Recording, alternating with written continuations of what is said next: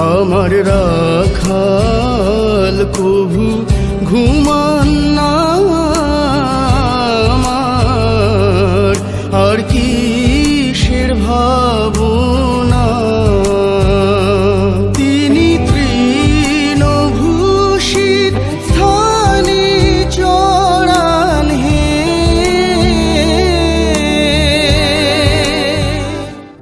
মুক্তিদাতা প্রভু যিশু নামে আন্তরিক অভিবাদন।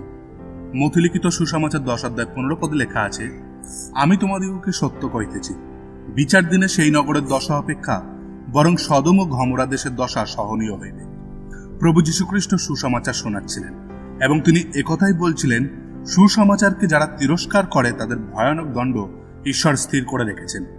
এই দণ্ডকে প্রভু সদম ও গমোরা নগরের সঙ্গে তুলনা করেছেন, যে শহরকে ঈশ্বর আকাশ থেকে আগুন পাঠিয়ে ধ্বংস করেছিলেন।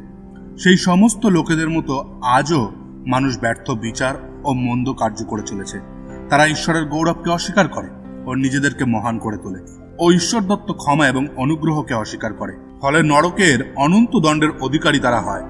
পরিবর্তে যে ব্যক্তি প্রভু যীশুখ্রিস্টের কাছে ক্ষমা চায় ও তাকে বিশ্বাস এবং স্বীকার করে, সে পাপের ক্ষমা ও অনন্ত জীবন পায়। ভয়ানক দণ্ড থেকে রক্ষা পেতে আজই সঠিক সিদ্ধান্ত গ্রহণ করুন। ধন্যবাদ।